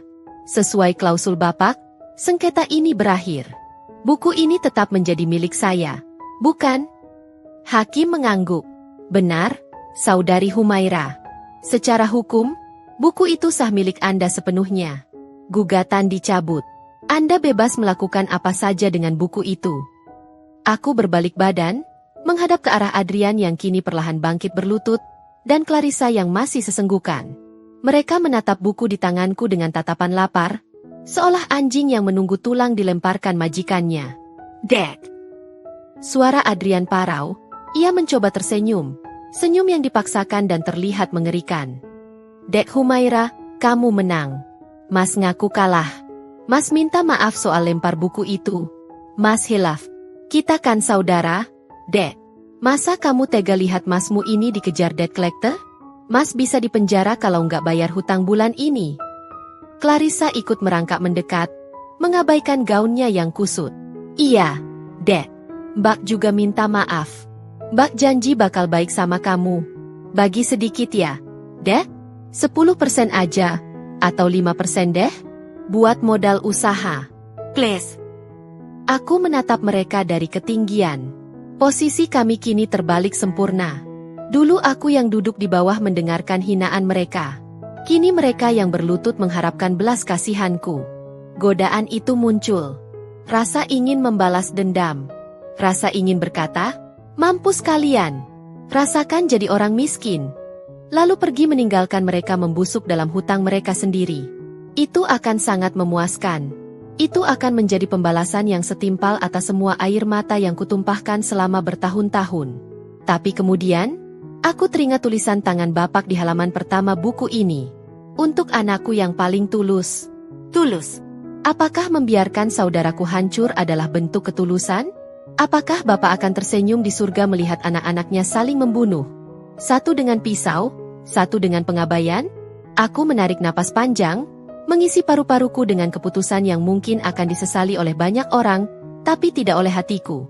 Aku melangkah maju, berdiri tepat di hadapan Adrian dan Clarissa yang berlutut. Aku mengangkat buku senilai 50 miliar itu tinggi-tinggi di atas kepala mereka, membiarkan semua orang di ruang sidang melihatnya. Kalian mau uang ini? Tanyaku datar. Adrian dan Clarissa mengangguk cepat. Air liur nyaris menetes dari sudut bibir mereka. Mau? Dek. Mau banget. Baiklah, jawabku. Tangan kananku bergerak cepat. Sret. Aku merobek halaman pertama buku itu, halaman piutang Tuan Hartono senilai 5 miliar rupiah. Suara kertas robek terdengar nyaring dan menyakitkan di telinga Adrian. Matanya melotot horor. Apa yang kamu lakukan? Kalian mau uang, kan? Tanyaku lagi. Lalu meremas kertas bernilai 5 miliar itu menjadi bola kumal, dan melemparnya ke wajah Adrian. Ambil. Belum sempat Adrian memungutnya, aku merobek halaman kedua. Sret. 10 miliar dari Ibu Melati. Kuremas, dan kulempar ke wajah Clarissa. Ini yang kalian sembah selama ini? Kertas. Aku terus merobek. Halaman demi halaman. Puluhan miliar aset Bapakku robek satu persatu di depan mata mereka yang terbelalak ngeri. Ruang sidang gempar. Hakim ternganga. Pengacara lawan pingsan di kursinya. Humaira, hentikan. Itu duit. Kamu gila. Adrian berteriak histeris. Mencoba menangkap serpihan-serpihan kertas yang berterbangan seperti salju di sekelilingnya. Ia memunguti sampah kertas itu dengan panik, mencoba menyatukannya kembali. Aku berhenti saat buku itu tinggal separuh. Napas kami semua memburu. Lantai di sekitar Adrian dan Clarissa kini penuh dengan remasan kertas, uang, yang sudah kusut tak berbentuk. Aku menunduk, menatap lurus ke dalam mata Adrian yang basah. Dengar baik-baik, Mas, Mbak. Yang kulempar itu adalah uang yang kalian tuhankan. Silakan ambil. Silakan pungut. Tapi ingat satu hal. Aku membungkuk sedikit, membisikkan kalimat terakhir yang membuat darah mereka membeku. Tanpa buku induk yang sah di tanganku, sobekan kertas yang kalian pungut itu hanyalah sampah tak bernilai di mata bank. Adrian menatap bola kertas kusut di tangannya dengan pandangan kosong. Realita baru saja menghantamnya lebih keras daripada palu hakim. Sobekan kertas senilai 5 miliar itu memang ada dalam genggamannya. Namun tanpa tanda tangan validasi dan buku induk yang kini masih kudekap erat, benda itu tak lebih berharga dari tisu bekas. Di lantai ruang sidang, Clarissa masih sibuk mengais serpihan kertas lainnya, mencoba merapikan lipatan yang sudah hancur. Namun tangisannya kini terdengar lebih mirip rintihan binatang yang sekarat. Aku berdiri tegak, membiarkan keheningan mengambil alih ruangan. Hakim ketua perlahan meletakkan kembali kacamatanya, menatapku dengan sorot mata yang tak lagi menghakimi, melainkan sebuah pengakuan atas martabat. Sidang hari ini saya nyatakan ditutup. Suara hakim terdengar rendah namun berwibawa. Dan untuk saudari Humaira, apa yang Anda lakukan hari ini akan menjadi catatan sejarah di pengadilan ini tentang arti sebuah ketulusan. Toh, palu diketuk satu kali. Ringan, namun mengakhiri segalanya. Aku berbalik, melangkah keluar dari ruang sidang tanpa menoleh lagi ke belakang. Suara sepatu hak tinggiku beradu dengan lantai granit koridor pengadilan, menciptakan irama yang tegas. Pak Asep dan Pak Notaris mengikutiku di belakang, menjaga jarak yang penuh rasa hormat. Di luar, cahaya matahari sore yang keemasan menyambutku, terasa hangat di kulit wajahku, seolah Bapak sedang mengelus pipiku dari langit sana. Namun, baru beberapa langkah aku menuju mobil, suara pintu besar pengadilan yang terbuka kasar menghentikan langkahku. Adrian dan Clarissa berlari keluar dengan napas tersengal. Penampilan mereka hancur. Jas Adrian robek di bagian ketiak, hijab Clarissa sudah entah kemana, rambutnya berantakan diterpa angin. Humaira, tunggu, teriak Adrian. Ia berhenti 2 meter dariku, pundaknya naik turun. Tidak ada lagi amarah di matanya, yang tersisa hanyalah keputusasaan yang telanjang. Kami mohon jangan tinggalkan kami seperti ini. Hutang kami banyak, Ra. Tanpa bantuanmu, besok kami tidak punya tempat tinggal. Clarissa jatuh berlutut di atas aspal parkiran yang panas. Dek, Mbak minta maaf. Mbak janji akan jadi kakak yang baik. Mbak akan cuci kaki kamu setiap hari kalau perlu. Asal kamu jangan buang kami. Kami nggak punya siapa-siapa lagi. Aku menatap mereka berdua cukup lama. Rasa benci itu sudah menguap, berganti menjadi rasa hambar. Aku teringat masa kecil kami, saat Adrian membelikanku es krim, atau saat Clarissa meminjamkan pita rambutnya. Kenangan itu masih ada, namun terkubur di bawah tumpukan keserakahan yang mereka bangun sendiri. Aku tidak akan membuang kalian, ucapku pelan. Mereka berdua mendongak. Harapan kembali menyala di wajah kusam itu. Tapi aku juga tidak akan memberi kalian uang tunai 1 rupiah pun. Maksudmu? Tanya Adrian bingung. Aku sudah instruksikan Pak Notaris. Lanjutku sambil melirik pria tua di sebelahku yang mengangguk mantap. Seluruh hutang pribadi kalian di bank dan lintah darat sudah kulunasi pagi ini, menggunakan dana piutang halaman pertama yang tadi kurobek. Kalian sekarang bersih. Tidak ada lagi debt collector yang akan menendang pintu kalian. Adrian terduduk lemas, air matanya jatuh ke aspal. Terima kasih. Terima kasih. Jangan senang dulu, potongku tajam. Mobil mewah kalian tetap ditarik bank karena itu bukan kebutuhan pokok. Rumah mewah kalian akan kujual, dan uangnya akan kumasukkan ke panti asuhan atas nama Bapak. Sebagai gantinya, aku memberi kode pada Pak Asep. Ia menyerahkan sebuah amplop coklat tipis kepada Adrian. Dengan tangan gemetar, Adrian membukanya.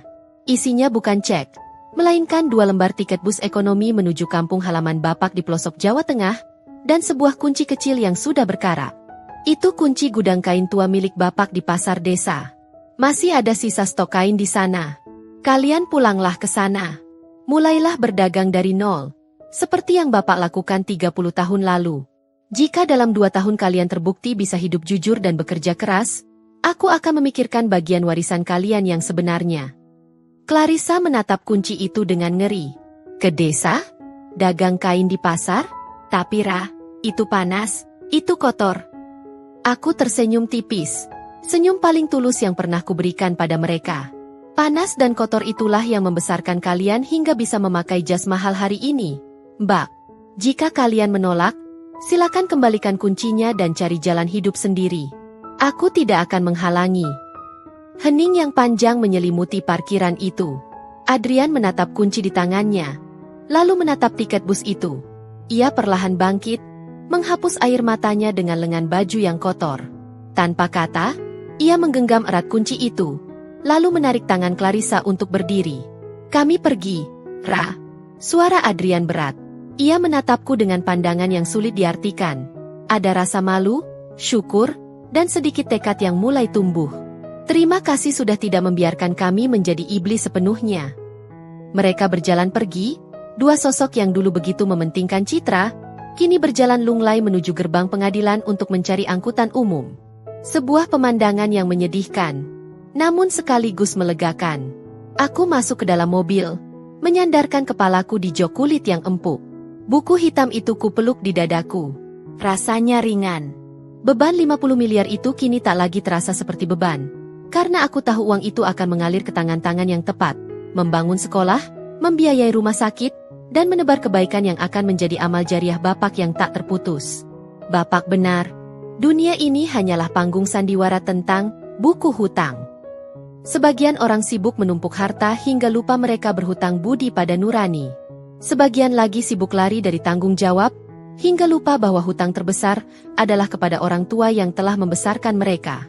Aku melihat keluar jendela. Langit Jakarta mulai meredup, namun cahaya di hatiku justru semakin terang.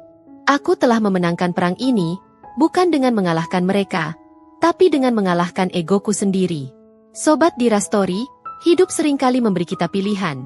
Menjadi emas yang tetap berkilau meski di dalam lumpur, atau menjadi loyang yang hanya mengkilap di permukaan namun keropos di dalam. Jangan pernah menilai seseorang dari apa yang dia pakai atau apa yang dia bawa, karena harta sejati tersimpan di balik ketulusan yang seringkali terbungkus dalam kesederhanaan. Terima kasih sudah menyimak perjalanan Humaira dari awal hingga akhir. Semoga cerita ini menjadi pengingat bagi kita semua untuk selalu berbakti pada orang tua dan tidak silau oleh harta dunia yang hanya titipan. Jika kalian merasa cerita ini bermanfaat, jangan lupa untuk tekan tombol like, berikan komentar bijak kalian di bawah, dan yang paling penting bagikan video ini kepada orang-orang yang kalian sayangi. Sampai jumpa di kisah-kisah penuh inspirasi selanjutnya, hanya di Dira Story. Mari kita terus menebar kebaikan, satu cerita dalam satu waktu.